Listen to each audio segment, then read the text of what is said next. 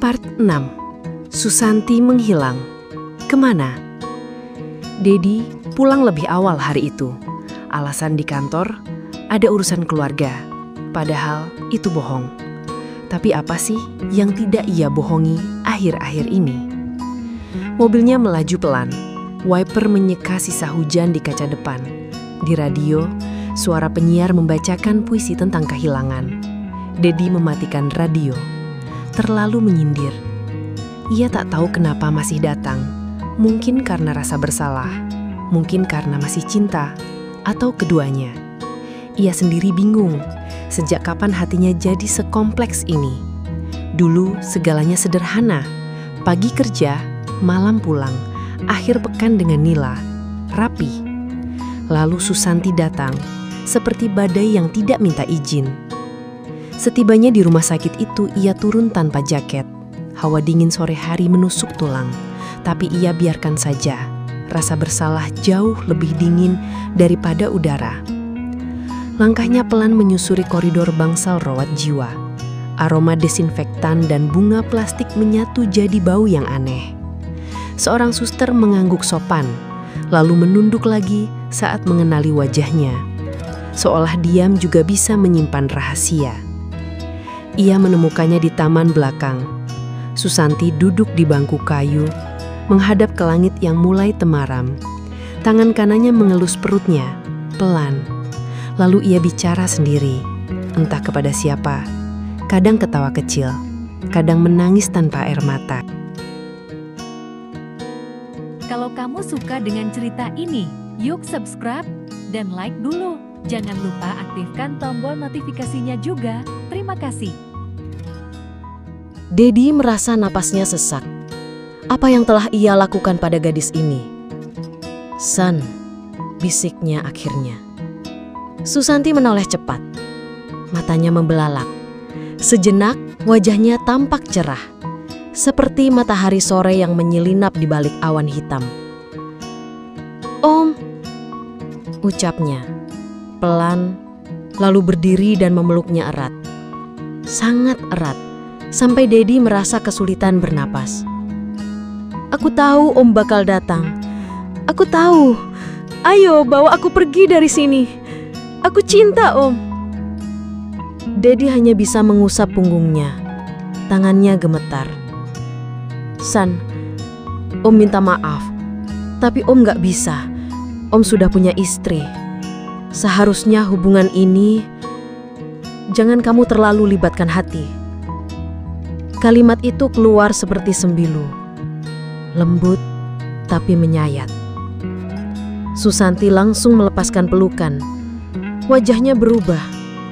Mata yang tadi penuh harap, kini merah menyala. Napasnya memburu. "Libatkan hati," katanya pelan. "Om tidur sama aku, buat aku hamil, terus bilang jangan libatkan hati." Dedi mundur setapak, tapi Susanti maju 2 langkah. Lalu tiba-tiba kukunya mencakar wajah Dedi. Luka tipis terbuka di pipi. "Om jahat, aku benci Om. Aku cinta Om. Kenapa Om gituin aku?" Teriakannya menggema di taman sepi. Burung gagak di pohon bahkan terbang menjauh. Perawat yang sedari tadi mengintip langsung berlari menghampiri. 2 orang lagi datang. Mereka memegang lengan Susanti, menenangkannya, tapi dia makin histeris, meronta, menangis, menjerit, seakan jiwanya hendak lepas dari tubuhnya.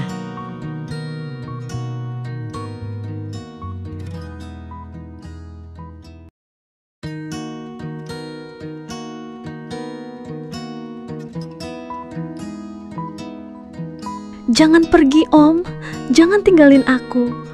Anak ini anak kita Om." Dedi tidak kuat. Ia berbalik, berjalan cepat keluar dari taman. Tangis Susanti masih terdengar. Makin lama makin nyaring, sampai akhirnya suara itu berubah menjadi isakan yang sayup dan hening. Dedi masuk mobil, menutup pintu, lalu menangis. Air matanya jatuh perlahan, tanpa suara. Ia ingin menyalakan mesin, tapi tangannya lemas di atas setir. Satu kalimat Susanti berputar di kepalanya. Anak ini anak kita. Di rumah, Nila sedang menyiapkan makan malam. Seperti biasa, seolah tak ada yang hancur di dunia ini. Seolah semua masih bisa diperbaiki dengan sup dan nasi hangat. Dedi masuk dengan wajah datar. "Dari kantor?" tanya Nila tanpa menoleh.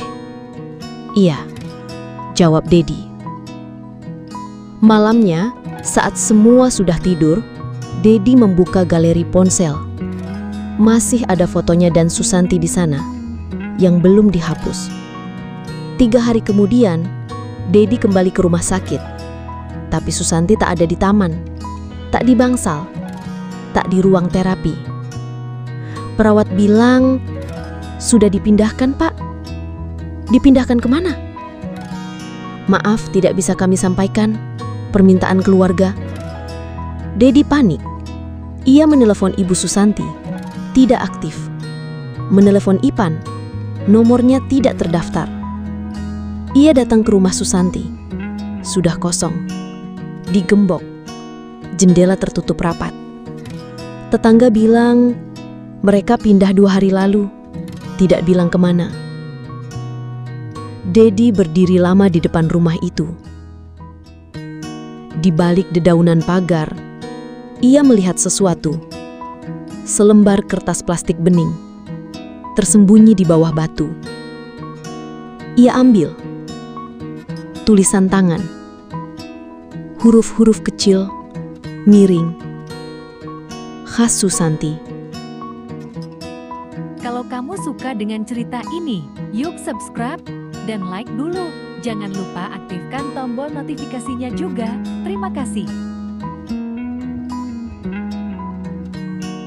Om, kalau Om baca ini, berarti Om masih peduli. Tapi jangan cari aku. Aku mau pergi. Jauh. Anak ini tidak akan lahir di dunia yang pilih kasih. Om tetap di sana, di istana Om yang palsu. Aku akan cari surga kecilku sendiri. S. Dedi menggenggam kertas itu erat-erat. Matanya merah, pundaknya lunglai. Lalu ia tersadar. Di pojok bawah kertas, ada sesuatu yang nyaris tak terbaca, seperti bekas tulisan yang dihapus. Ia gosok pelan dengan ibu jari. Terlihat samar. Kalau anak ini perempuan, namanya Dira. Dari Dedi dan rahasia. Di tempat lain, di kota kecil yang tak tercantum di peta, seorang gadis muda berjalan di gang sempit, mengelus perutnya yang mulai besar. Ia menyanyi pelan, dan dunia tampak tenang sekali. Tapi langit menyimpan rahasia yang belum selesai. Dan seseorang sedang mengintai dari kejauhan. Dia adalah Susanti. Susanti sudah bisa dibilang kondisinya lebih baik dan bisa pulang dari rumah sakit jiwa. Tekanan yang membuat dia depresi. Tapi masih bisa diobati dengan terapi jiwa. Salah satunya pindah ke tempat yang jauh dari masalah hidupnya. Jauh dari orang-orang yang menghakiminya. Dan disinilah dia, di kota kecil dan jauh. Kota kelahiran ayahnya. Ayahnya masih stroke, tapi kondisinya sudah lebih baik.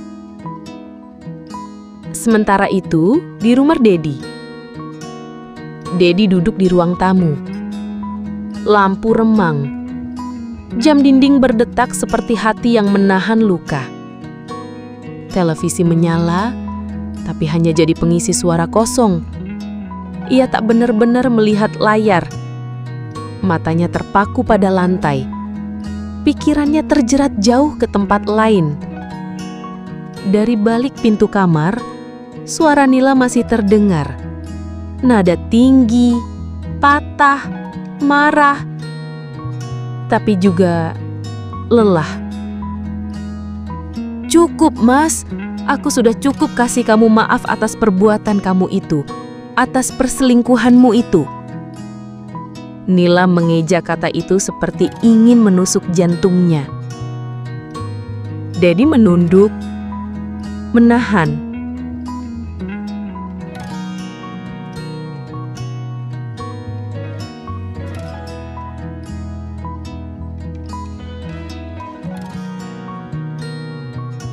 Aku sudah kasih mereka uang, Mas, buat pengobatan Susanti, buat rawat anaknya.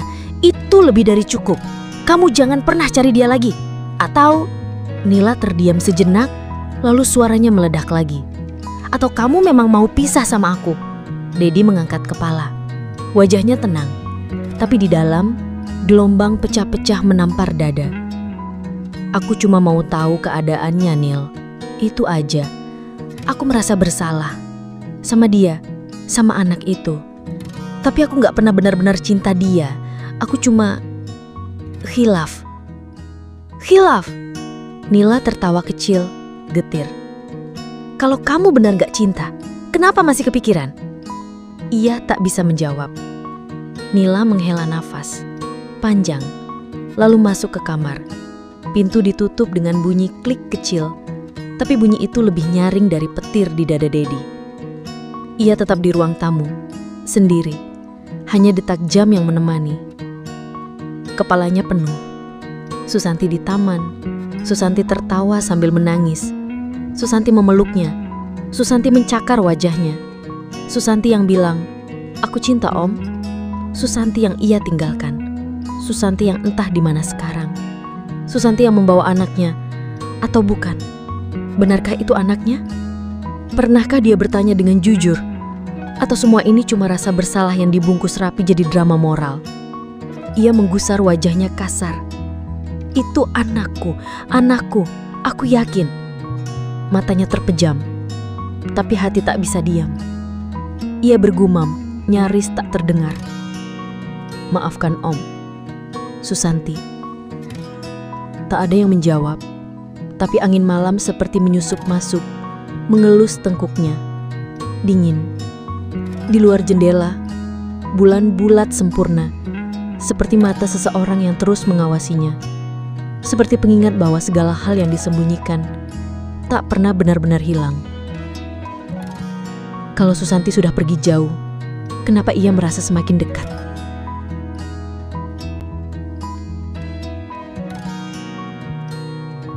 Kalau kamu suka dengan cerita ini, yuk subscribe dan like dulu. Jangan lupa aktifkan tombol notifikasinya juga. Terima kasih.